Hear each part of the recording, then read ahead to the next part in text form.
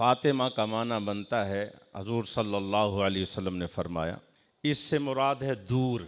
या रसूलुल्लाह सल्लल्लाहु अलैहि वसल्लम, इससे क्या मुराद है? फरमाया अल्लाह ने फ़ातिमा, इसकी औलाद और इनसे मोहब्बत करने वालों को जहन्नम से दूर रखा।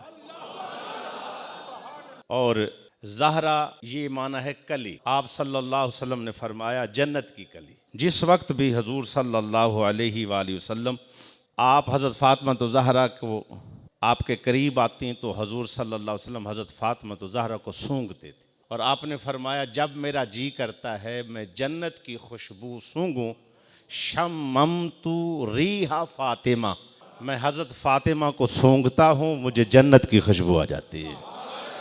बतूल का माना है कटने वाली, अलहदा होने वाली, दुनिया से ला ताल्लुकी। और हज़रत फ़ातिमा तो ज़हरा सलामुल अलैहा जब निकाह होकर हज़रत अली के घर में गई ना, तो ज़ारो कतार रो रही। तो हज़रत अली ने पूछा आप इस रिश्ते पर राज़ी नहीं हैं? फरमाया अल्लाह ने किया है, हम कैसे राज़ी नहीं होंगे?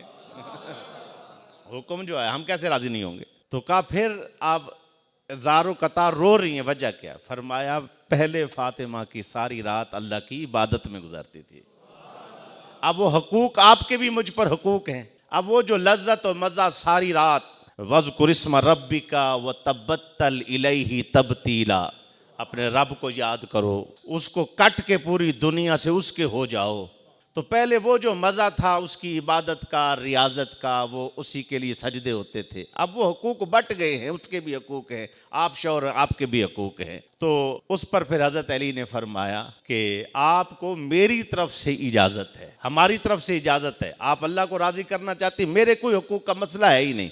आपने वुज़ू फरमाया और सारी रात मुसल्ले पर खड़ी रही। हज़रत अली ने फरमाया कि जब फ़ातिमा मुसल्ले पर खड़ी है तो मेरा भी तो हक बनता है। मैं हज़रत अली ने भी मुसल्ला बिछा के सारी रात खड़े रहे हैं। ये बतूल का माना है दुनिया से ला ताल्लुकी, कटे हुए।